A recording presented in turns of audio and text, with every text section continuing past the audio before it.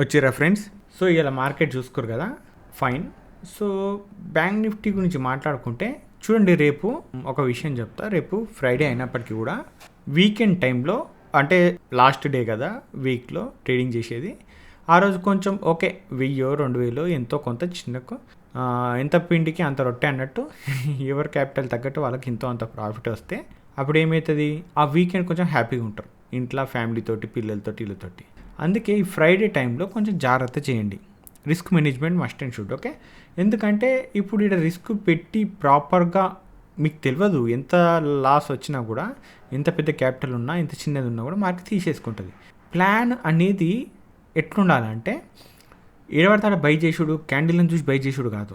Okay, దాని వెనుక concept మీకు లాజికల్గా అర్థమైతే దాని మీద బయింగ్ సెల్లింగ్ ప్లాన్ చేస్తుంటే జనరల్గా ఓకే, ఏదో ఒక కాన్సెప్ట్ ద్వారా బై సెల్ చేస్తారు కదా, ప్రాపర్ రిస్క్ అనేది ప్లాన్ ముందే చేయాలి.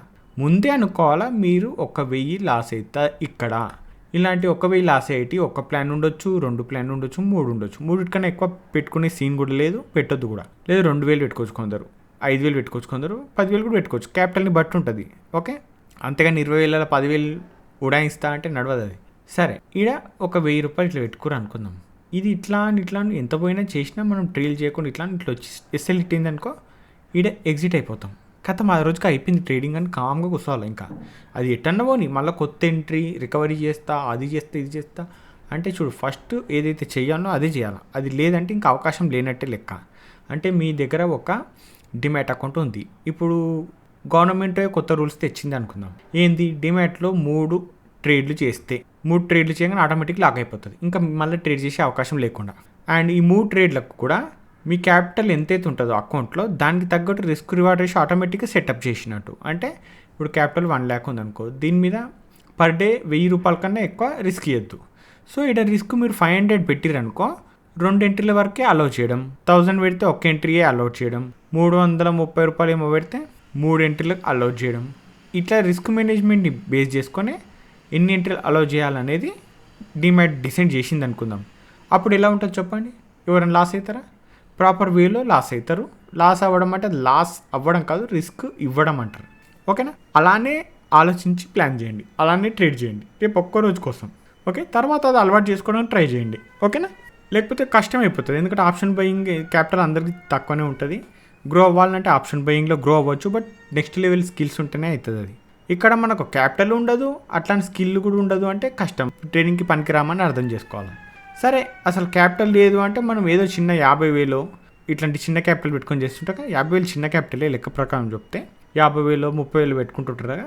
వాళ్ళు చాలా చిన్న రిస్క్ తోటి 1-2 ఎంట్రీల కన్నా ఎక్కువ చేయొద్దు. అది కూడా ప్రాపర్ రిస్క్ మేనేజ్మెంట్ ఖచ్చితంగా ఉండాలి. సో ఇలా 50,000ని గ్రో చేయాలంటే స్కిల్స్ మాత్రం నెక్స్ట్ లెవెల్ ఉండాలి. అంటే మీరు మిమ్మల్ని కంట్రోల్ చేసుకోవడం ఇంపార్టెంట్. మార్కెట్తో పోటీ మీకు మార్కెట్కి సంబంధం లేదు, గుర్తుపెట్టుకోండి. పోటీ మీకు మీతోటే, మీరు మిమ్మల్ని కంట్రోల్ చేయగలుగుతున్నారా లేదా అనేది ఇంపార్టెంట్. ఓకే, దీని మీద ఆప్షన్ బయర్స్కి కావాల్సిన కొన్ని టాపిక్స్ డిస్కషన్ చేస్తాను నేను. కొన్ని వీడియోస్ ఉన్నాయి చేయాల్సినవి, అవి చేస్తా. కొంచెం టైం చూసుకొని, నాకు కుదరట్లేదు, ఫైన్. ఓకే, ఇది అర్థం చేసుకోండి. సో ఫ్రైడే రోజు రేపు కదా, రేపు Nifty and Sensex and crude oil, NG, natural gas, ఇవి ఖచ్చితంగా అబ్జర్వ్ చేయండి, చూడండి చాట్లని. నేను పెట్టిన లైన్స్ ఏవైతే ఉంటే అవి కూడా చెక్ చేయండి. ప్లానింగ్ మాత్రం చేస్తారా లేదా అనేది తర్వాత విషయం. అట్లీస్ట్ పేపర్ ట్రేడ్ అన్న ప్రాక్టీస్ చేయండి, బట్ లైన్స్ అనేది నేను పెట్టినవి ఒకసారి అబ్జర్వ్ చేయండి. ఓకేనా? సో ఇది బ్యాంక్ నిఫ్టీ కదా, బ్యాంక్ నిఫ్టీలో ఒక సప్లై ఉంది 56,241, 56,312. ప్రైస్ కింద ఉంది కదా, పైకి ఇట్లా పోయింది అనుకో, ఓకే, నో ప్రాబ్లం. ఈడే వచ్చి రిజెక్షన్ వస్తే ఇక్కడ నుండి కొంచెం బేరిస్టెడ్ ఉంటా. ఎందుకుంటా అంటే ఇది డిమాండ్ ఉంది కదా, డిమాండ్ వరకు నాకు స్పేస్ ఉంది కాబట్టి ఆ స్పేస్ వరకు నేను బేరిష్కుంటా. లేదు డిమాండే ట్రిగ్గర్ అయింది అనుకో, ఈడ రిజెక్షన్ వస్తేనే మళ్ళీ ఇది స్ట్రాంగ్ క్యాండిల్ క్లోజ్ అయితే కాదు మళ్ళీ. ఓకేనా? ఈడ రిజెక్షన్ వస్తే ఇక్కడ నుండి కొంచెం సప్లై వరకు బులిష్కుంటా. ఓవరాల్గా చూసుకుంటే నాకు స్పేస్ ఏదైతే ఉందో, ఈ స్పేస్లోనే నా ట్రేడింగ్ ప్లాన్ అనేది ఉంటుంది. సప్లైలోనే సెల్లింగ్ ప్లాన్, డిమాండ్ దగ్గరనే బయింగ్ ప్లాన్, మధ్యలో ఎక్కడ ఏమీ ఉండదు. బట్ ఈ బ్యాంక్ నిఫ్టీ కన్నా ఇంపార్టెంట్ నిఫ్టీ నాకు సెన్సెక్స్. దీనికి కూడా సప్లై డిమాండ్ ఉంది. సప్లై కొంచెం పెద్దగా ఉన్నప్పటికీ కూడా సాలిడ్గా ఉంది. ఇందులో ఏ రిజెక్షన్ వచ్చినా కూడా నేను ప్లాన్ చేసుకుంటాను. 24,956, 24,893. ఓకే, కింద డిమాండ్ 24,693, 24,653. నాకు తెలిసి డిమాండ్ ట్రిగ్గర్ అయ్యేటట్టు. డిమాండ్ ట్రిగ్గర్ కాగానే ఇక్కడ రిజెక్షన్ రాగానే ఇక్కడ నుండి బయింగ్ ప్లాన్ అయితే చేసుకుంటా. ఇక్కడ స్పేస్ ఏదైతే ఈ స్పేస్లోనే నా ప్లానింగ్ అనేది ఉంటుంది. ఇక్కడ సప్లై, ఇది డిమాండ్. బట్ ఒకవేళ గ్యాప్ డౌన్ అయ్యి ఏదన్నా స్పీడ్ క్యాండిల్ వచ్చి ఇట్లా బ్రేక్ అయింది అనుకో, ఈ డిమాండ్ కాస్త సప్లై అయిపోతుంది. క్లియర్? ఇంతకు మించి ఎక్కువ డిస్కషన్ చేయలేము దీని గురించి. క్లియర్గా? సెన్సెక్స్ కూడా పవర్ఫుల్లే. రేపు ఒక్క రోజు కోసం చూసుకోవాలి, ఎందుకంటే చాలా బాగుంది ప్రైస్ యాక్షన్ ఇప్పుడు. Nifty, Sensex, crude oil, natural gas, ఈ 4. సో ఇక్కడ కూడా సప్లై ఉంది 81,586, 81,776 అండ్ డిమాండ్ కూడా ఉంది 80,943, 80,813 అనేది డిమాండ్. ప్రైస్ ఇట్లా వచ్చి ఈడ ట్రిగ్గర్ ఈ రిజెక్షన్ వచ్చినా, పైకి పోయి ఈడ ట్రిగ్గర్ ఈ రిజెక్షన్ వచ్చినా కూడా నేను బయింగ్ కానీ సెల్లింగ్ కానీ ప్లాన్ ఖచ్చితంగా చేస్తా వీటిల్లో. ఓకే, ఒక్క ట్రేడ్ చేసినా చాలు నాకు, ఒక్క లాట్ తోటి. క్రూడు నిన్న మొన్న ఏదైతే లైన్స్ గీసినా కొంచెం దూరం ఉన్నప్పటికీ కూడా మంచిగా ఉండే, ఫైన్ కట్. ఇప్పుడు ఇది చాలా చాలా బ్యూటిఫుల్గా చిన్న రేంజ్లో దొరికింది నాకు. 6,020, 5,993 ఈ రేంజ్కి ప్రైస్ ఎప్పుడైతే వచ్చి ట్రిగ్గర్ అవుతుందో ఆల్రెడీ ఇదే ఏరియా నుండి ప్రైస్ అనేది జంప్ అయింది. సేమ్ మళ్ళీ అదే ఏరియాకి వస్తే ఇక్కడ రిజెక్షన్ని బేస్ చేసుకొని ప్లాన్ చేస్తా. ఇక్కడ టచ్ అయినప్పుడు ఏదైతే హై ఉంటుందో హై వరకు నేను కొంచెం బుల్లిష్గా ఆలోచిస్తా క్రూడ్లో. క్లియర్? న్యాచురల్ గ్యాస్ సూపర్బ్ ఉంది. ఇది కూడా ఇప్పుడు రావాలి డౌన్కి వచ్చి ఈ డిమాండ్ ట్రిగ్గర్ అయితే 263.9 అండ్ 262.4 ఈ 2 లైన్స్ ఏవైతే ఉన్నాయి రేంజ్ ఇది. ఈ రేంజ్ అనేది డిమాండ్. ఈ డిమాండ్ ట్రిగ్గర్ అయినప్పుడు నేను సప్లై వరకు కొంచెం వెయిట్ చేస్తాను. సప్లై ఏదంటే 272.9. ఇది కూడా జస్ట్ అబ్జర్వ్ చేయండి, లేదా పేపర్ ట్రేడ్లో ప్రాక్టీస్ చేయండి, మీకంటే ఒక క్లారిటీ వస్తుంది. క్లియర్ కదా?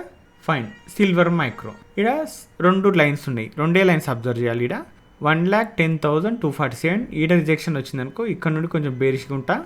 లేదు ఇది స్ట్రాంగ్ క్యాండిల్తో ఇట్లా బ్రేక్ అయిందనుకో నో ప్రాబ్లం, మళ్ళీ 1,10,990 ఉంది. ఈడ రిజెక్షన్ వచ్చినా కూడా కొంచెం బేరిష్ సైడే ఉంటా. ఈ 2 లైన్స్ మీదే ఫోకస్ చేస్తా, ఇంకా 3 దాని గురించి ఆలోచించాను నేను. క్లియర్గా? ఫైన్. సో నేను ఒక విషయం చెప్పిన ఏంటంటే, ఒక క్యాండిల్ ఉంటుంది, దాంట్లో ఎంతో కాన్సల్టేషన్ అయిన తర్వాత ఈ రేంజ్ నుండి కింద క్లోజ్ అయితే ఏం చేస్తాం అనేది. నో డౌట్ చాలామంది అనుకోవచ్చు ఇది ఫేక్ బ్రేక్అవుట్ అవుతుంది, ఇక్కడ నుండి పైకి పోతుందని. కానీ ఇది కిందికి వస్తే కింద ఈ లో దాకా రావాలి లెక్క ప్రకారం. లేదంటే ఇది ఫేక్ బ్రేక్అవుట్ అయినా కూడా పైన హై వరకు పోయి మళ్ళీ పైన కూడా లిక్విడిటీ తిన్నాక డౌన్కి వస్తుంది. అంటే ఇక్కడ బయ్యర్ సెల్లర్ ఇద్దరు ట్రాప్ అవుతారు. ఎప్పుడు సెల్లర్ సేఫ్ అవుతాడు అంటే కింద ఎప్పుడైతే కంటిన్యూ అయిందనుకో ఈ లో దాకా సెల్లర్ సేఫ్ అవుతాడు. ఒక లో తిన్నదనుకో ఇక్కడ నుండి బయ్యర్ హై దాకా సేఫ్ అవుతారు.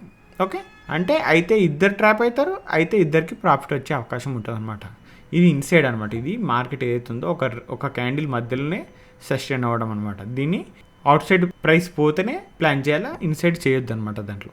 ఓకే సరే, ఇప్పుడు కంటిన్యూగా బేరిష్ క్యాండిల్స్ అనుకుందాం. ఇది ఇట్లా వచ్చింది, ఒక బుల్లిష్ క్యాండిల్ వచ్చినాక మళ్ళీ కంటిన్యూ బేరిష్ క్యాండిల్ వచ్చింది. ఓకే, ఇప్పుడు ఈ బుల్లిష్ క్యాండిల్ని వెనక కథ ఏందో చెప్పండి నాకు. ఎందుకు వచ్చింది బుల్లిష్ క్యాండిల్?